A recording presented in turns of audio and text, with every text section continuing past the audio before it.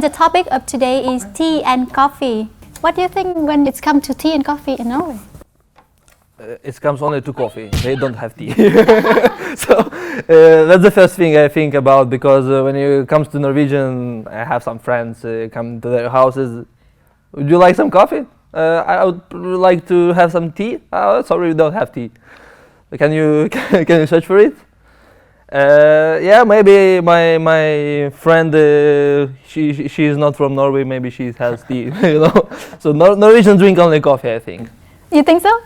Yeah, and I think I will never order tea in this coffee place, because, you know, paying 30, 50 kroner just to get boiled water and just tea bags, I think, yeah, I will stick to coffee.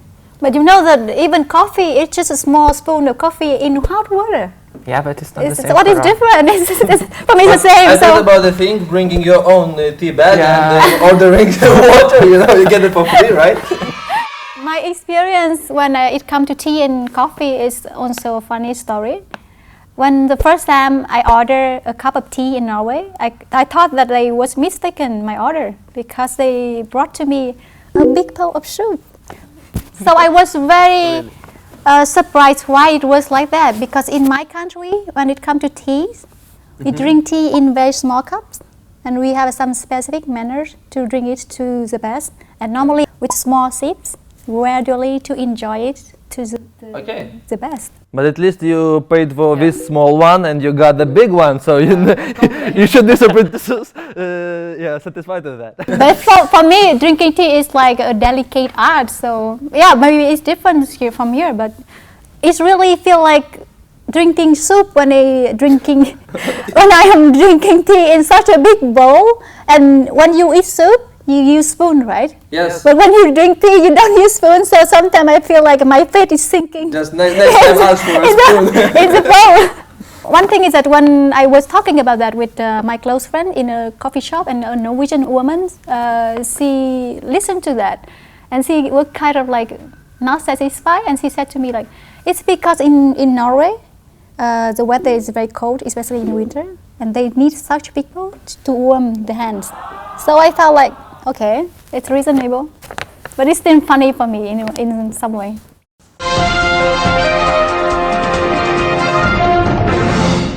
Expat keywords today is making friends in Norway. I guess we would have a lot of funny story about that. Do you have any? It's not that easy to make some Norwegian I totally agree. friends I totally agree. here. They're pretty close people, aren't they? Yeah. A lot of people tell me that it's not easy to make friends with Norwegian. I totally agree, because to me, Norwegian people are very kind, very helpful, but a bit like closed, a bit like, introvert. Introvert, maybe. Yeah, and then it takes time for us to get to know Norwegians. I had already videos about our Norwegian code, and I got a lot of feedbacks about that. They would not like actively come to you to make friends. No, yeah. Just after they make. Yeah, after some times, yeah. Yeah, about that I have a funny story. Yeah, what kind of story? I have one friend. He has a Norwegian neighbor, and they almost never talked. One day when he came home on Friday, she had a party, and then she was kind of very drunk, and she suddenly came to him, say hi, and she hugged him like a good friend, very close friends. But the next day, when the effect of alcohol was gone, she acted like nothing happened, and they became strangers again. Explains exactly what kind of close people Norwegians are. Me, if I see some Norwegians sitting in this public transport and all our seats are empty, I just choose this victim and sit next to him or her, And then it's cool to see their reaction. Can you speak Russian, no? Oh, I did nothing, but I just sitting and Russian. looking at the reaction, and it was a girl, I think, and she like looking in front. What the hell? Nobody is sitting in the front seats. Looking back, nobody is sitting in the back seat. And then just thinking, what the f*** are you sitting next to me then? But okay, in Lithuania, I think people wouldn't mind. Just sometimes you can have a conversation even with people or who you don't know, and it's okay. Here it's no.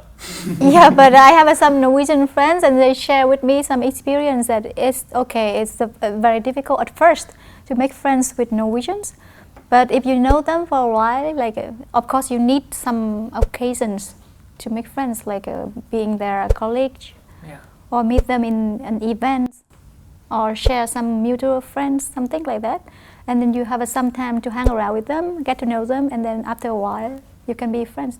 But normally it's very difficult at first when they don't know you, and then I understand the feeling. Actually, I've heard something, but even from Norwegian that we're not from Oslo, because what they explain is like they have their spheres.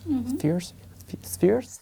It's the same word in French, so I don't care. Yeah, and it's like you have your circle for like work, your circle from friends from high school or like before, and they don't really like collapse those circles together. So, for example, you're a foreigner and you say that, okay, it's really hard to get to know Norwegians, and then the Norwegians from Trondheim, Bergen, it just say, yeah, but actually it's the same for me, so you feel like, oh, I was going to swear, but no.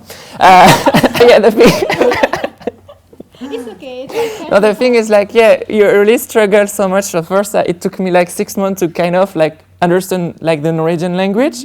Then you find out that you have different dialects, so you're like, okay. And then, you have this guy that is telling you that it's really hard, and it's also like they don't really mix. Like, for example, if you're a friend from work, you won't like meet them with friends from, high school.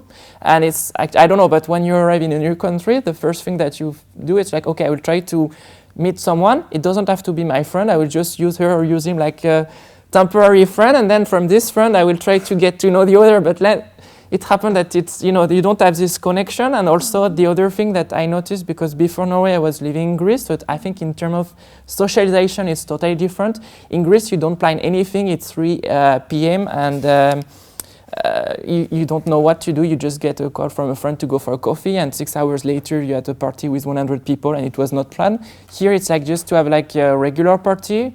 From what my Norwegian friend told me, you need to make a Facebook event, and you should not expect to have like a party before the next 2 weeks, because it's too soon and you won't have anyone joining, because it's like there is like a schedule. And for example, if they plan to watch a movie on TV or go for running, you cannot like change that. So it's the first time you feel like, okay, they don't want to be my friend, they are racist, blah blah blah blah, and then you try to get to know that it's another functioning, and actually it's well structured, so at least you know what you're supposed to do every day. And yeah, I didn't know that, but we have something to learn from now, right? Yes, but how do you normally make friends? You can show it, maybe we can learn from you, and maybe it's easier. You have a lot of friends first, because maybe not a good example. Yes. How do I make friends? Yes. For example, I'm a stranger. How do you make friends with me? And you're not drunk and it's not Saturday. I don't know. I would just. Okay, let me make friends with you. My name is Tui. I'm very nice to meet you. Nice to meet you, Tui. My name is German. Okay. Well, first of all, you shake hands, Yeah. And what do Norwegians? They don't shake hands. What do you do in Exactly. your country? No, but what you need some contact, and you need some. In France, you. Why the thing? Like, what do you do act in your as you kiss, right? No, it's like, what do you do, for example, in your country when you meet someone? You we kiss or shake hands with girl and also? If girl also, and Okay. if it is a longer friendship, then you can hug a girl. Okay. But with guys, you can shake hand and make a half hug or something like that if you really missed each other or something. But here, you're just coming to the party, everybody is known to you, and hi guys, that's it. No hugs, no kisses, no handshakes, nothing. And maybe that's why right? it's the reason that it's not getting closer in weeks, in months, or maybe in years, and then maybe you will get a Norwegian friend. Okay, we have some cameramans and assistants who are Norwegian. Maybe next time we meet them and we can do the same. To make friends with them. Hi, hello. Hi guys. Okay. Let's shake hands. Topic I want to talk about is safety in Norway. In my country, I come from Vietnam. Pickpockets is everywhere. But here, I remember once after long trips from my country back to Norway, and then I forgot my laptop in a taxi. And surprising thing is that the taxi driver, he brought that laptop to my university to give to the coordinator, and then finally I got it. I was so thankful for that. At least I know that I cannot get such offer in my country or anywhere else in the world. Or my friend, he dropped his purse, his wallet in the bus, and then he got it back from the bus company when he came there to find it. Yeah, they're really helpful, honest, trustful, sometimes even too much. It's the ending of the second show. Thank you so much for watching, and we hope that we continue to get comments and idea contributions from you.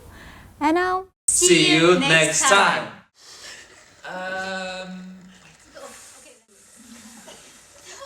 I have a She has a good friend. Let's get started. That's good. Bye bye.